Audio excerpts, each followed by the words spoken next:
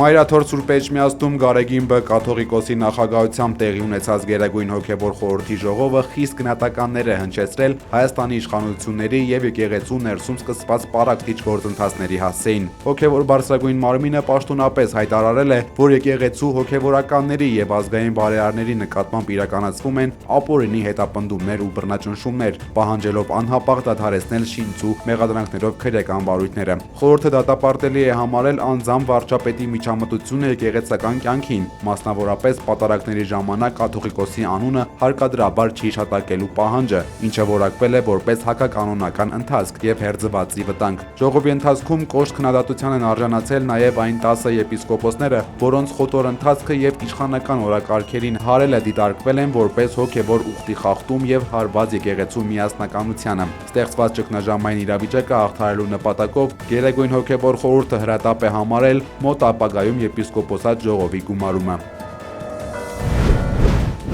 Այս օրերին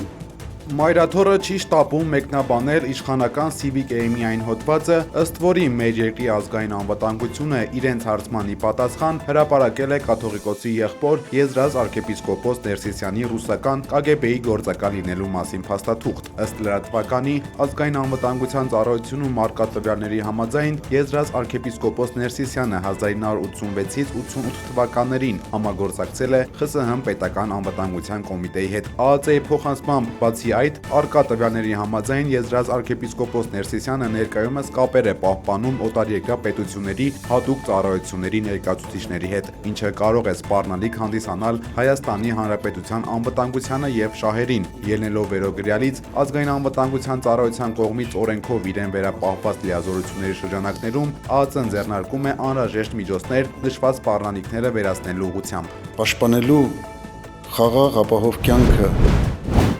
Ադրբեջանական դիզվառելիքը հատել է Հայաստան-Վրաստան սահմանը։ Մոտ 1300 տոննա ծավալով 22 վագոն ադրբեջանական ծագման բենզինը Հայաստան է եկել Ադրբեջան-Վրաստան-Հայաստան երկաթգծով, հայտնել է էկոնոմիկայի նախարար Գևորգ Պապոյանը։ Նրա խոսքով սա ոչ միայն Հայաստանի եւ Ադրբեջանի միջև հաստատված խաղաղությունից հետո, այլև առհասարակ անկախությունից հետո Հայաստանի եւ Ադրբեջանի միջև առաջին առևտրատնտեսական գործարքն է։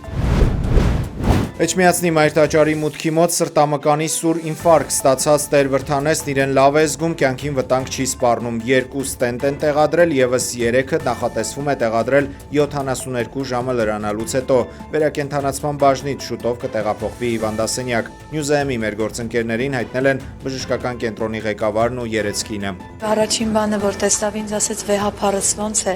ասեցի փաստորեն դու էլի այս վիճակում մտածում ես առաջինը եկեղեցի հայրենիք, երրորդ տեղում ես, այդպես ծիծաղեց, իրականում այսպես ասեմ, իր նման մարդիկ եզակի են, չգիտեմ երկրորդը կա Հայաստանում թե ոչ, ինչպես որ ինքը սիրում է սրտանց եկեղեցին հայրենիքը,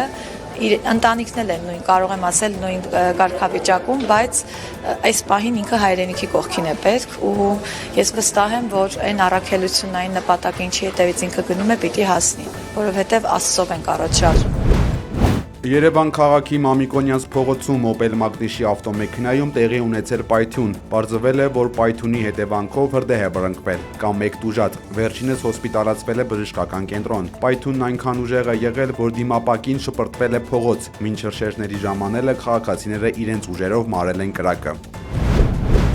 Ֆինանսների նախարարության նախկին պաշտոնյան մեղադրվում է ԵՄ միջոցներով կեղծ դրամաշնորհներ բաշխելու համար։ Ըստ նախարարության նա $2.5 միլիոն է յուրացրել։ Նախարարության մամուլի ծառայությունը հաղորդում է, որ 2009 թվականից 2014 թվականներին Եվրամիության հետ աշխատանքները համակարգող վարչության ղեկավար ԱԳ-ն յուրացրել է ԵՄ ծրագրերից ստացված դրամաշնորհները։ Հարուցվել է քրեական գործ, նրա դեմ միջազգային հետախուզում է հայտարարվել։ С военной аудиторией я никого конкретно не имел в виду. Տարվա ամփոփում Վլադիմիր Պուտինի հետ միջոցառման ընթացքում Ռուսաստանի նախագահը հայտարարել է, որ Մոսկվան ներկայումս Ուկրաինայից խաղաղության պատրաստակամություն չի տեսնում։ Նրա խոսքով Ռուսաստանը պատրաստ է եւ ցանկանում է խաղաղ ճանապարհով ավարտել ուկրաինական հակամարտությունը, սակայն Կիևը դեռևս չի ցուցաբերում տարածքային հարցերը քննարկելու ցանկություն։ Անդրադառնալով օրեր առաջ Զելենսկու այցին Կուպյանսկ, որով նա փորձել էր ցույց տալ, թե քաղաքը գտնվում է Ուկրաինայի զինված ուժերի վերահսկողության տակ, Պուտինը նշել է, որ տեսանյութում Զելենսկին Ստելլա քաղաքից մոտ 1 կիլոմետր հեռավորության վրա է գտնվում, հեգնելով, որ եթե Կուպյանսկն իսկապես ուկրաինական վերահսկողության տակ է, կարելի է ոչ թե շեմին կանգնել, այլ մտնել քաղաք։ Միաժամանակ նա հաստատել է, որ Կուպյանսկ քաղաքը գտնվում է Ռուսաստանի զինված ուժերի վերահսկողության տակ։ Այնտեղ շրջափակման մեջ է հայտնվել Ուկրաինայի շուրջ 3500 զինծառայող, որոնք գործնականում որևէ շանս չունեն, ասել է Պուտինը։ Պատասխանելով BBC-ի լրագրողի հարցին, թե հնարավոր է նոր հատուկ ռազմական գործողություններ, գերտերության ղեկավարն ասել է. Не будет. Ոչ մի գործողություն չի լինի, եթե դուք մեզ հետ վերաբերվեք հարգանքով, պահպանեք մեր շահերը, ինչպես մենք ենք մշտապես փորձել պահպանել ձերը։ Եթե դուք մեզ չխաբեք, ինչպես խաբեցիք ՆԱՏՕ-ի դեպի արևելք ընդլայնման հարցում, ռազմական գործողություն չի լինի։ Как надули. Ուկրաինական անօդաչուները հարվածել են Ռուսաստանի Օրիոլ, Տոլյատի եւ Դոնի Ռոստով քաղաքներին։ Հարվածների հետևանքով որոշ շրջաններ մնացել են առանց էլեկտրաէներգիայի։ Ռուսական հակաօդային պաշտպանության համակարգերն այս գիշեր ուկրաինական 94 անօդաչու սարք են ոչնչացրել, որոնցից 36-ը միայն Ռոստովի մարզում։ Եվրամիության առաջնորդները 16 ժամ քննարկումներից հետո այդպես էլ չեն կարողացել համաձայնության գալ Եվրոպայում սառեցված ռուսական ակտիվների հաշվին Ուկրաինային ֆինանսավորելու հարցի շուրջ։ Փոխարենը Եվրամիությունը որոշել է Կիևին 90 միլիարդ եվրո վարկ տալ 2026-27 թվականների համար։ Եվրոառաջնորդները դեռ չգիտեն, թե որտեղից են վերցնելու այդ գումարը, ենթադրվում է, որ դա կլինի կապիտալի շուկաներից ներգրավված փոխառությունների հաշվին։ Հունգարիան, Սլովակիան եւ Չեխիան չեն միացել Ուկրաինային ֆինանսավորելու որոշմանը եւ ազատվել են ֆինանսական պարտավորությունից։ Եվրամիությունն ավելի շատ ակտիվներ ունի Ռուսաստանում, քան ռուսական սառեցված միջոցների ծավալն է, հայտարարել է Հունգարիայի վարչապետ Վիկտոր Օրբանը։ Եթե Ռուսաստանը հայելային պատասխան տա, Եվրոպան մեծ վնասներ կունենա եւ կպարտվի, նշել է նա։ Ահա թե ինչու է բրյուսելյան խմբավորումը մտափոխվել ռուսական փողերն օտարելու հարցում, շեշտել է Հունգարիայի վարչապետը։ Le soutien à l'Ukraine.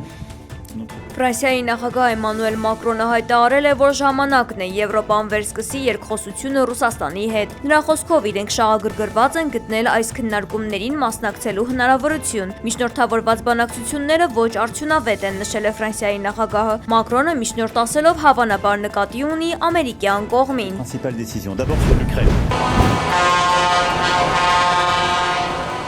Եվրամիության մայրաքաղաքում տեղի ունեցած դրամատիկ իրադարձությունները ստիպել են եվրոպական առաջնորդներին գնալ զիջումների։ Հազարավոր ֆերմերների բուռն բողոքի ակցիաները, որոնք ուղեկցվել են ոստիկանության հետ բախումներով, տվել են առաջին քաղաքական արդյունքը։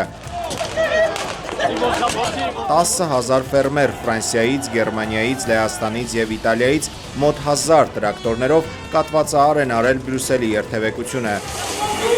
Իրավիճակը կտրուկ սրվել է Եվրախորհրդարանի շենքի մոտ, որտեղ ցուցարարները հրդեհել են անվադողեր եւ ծղոտի լեզեր։ Ոստիկանությունը ստիպված է եղել փողոց անել ջրցան մեքենաներ, արցունքաբեր գազ բաց թողնել։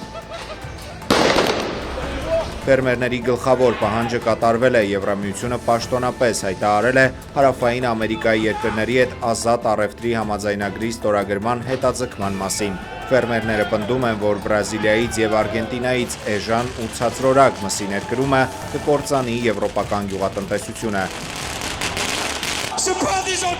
Ֆրանսիայի նախագահ Էմանուել Մակրոնը եւ Իտալիայի վարչապետ Ջորջիա Մելոնին հստակ հասկացրել են, որ առանց տեղական արտադրողի շահերը հաշվի առնելու գործարքը չի ստորագրվի։ Բացի առևտրային գործարքից լարվածության պատճառ է դարձել նաև Եվրամիության 2028-2034 թվականների բյուջեի նախագիծը։ Ֆերմերները զայրացել են նախատեսվող 90 միլիարդ եվրոյի սուբսիդիաների կրճատման եւ կանաչ գործարքի խիստ սահմանափակումների պատճառով, որոնք թանկացնում են արտադրությունը։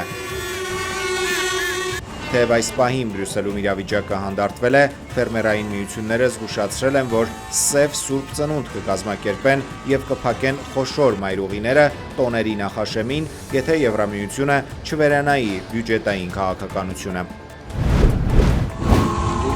ԱՄՆ Հյուսիսային Կարոլինայի տարածաշրջանային օդանավակայանում Քեսնա 550 մասնավոր ինքնաթիռ է վթարի ենթարկվել։ Վթարի հետևանքով կա 7 զոհ, որոնց թվում են եղել NASCAR ավտոմրցարշավի նախկին վարորդ Գրեգ Բիֆլը եւ իր ընտանիքը։ Լուրը հայտնել է ավտոմրցարշավային կազմակերպությունը։ Լեհաստանում Նոան 2-0 հաշվով պարտվել է Կիևի Դինամոյին, սակայն նվաճել անցումային փլեյօֆի ուղեգիր, դառնալով հայկական ակումբներից առաջինը, որը կոնֆերենցիաների լիգայում դուրս է եկել Եվրագավաթային այս մրցաշարի փլեյօֆ փուլ։ Նոայի գլխավոր մարզիչ Սանդրո Պերկովիչը շնորհավորել է թիմին պատմական նվաճման համար։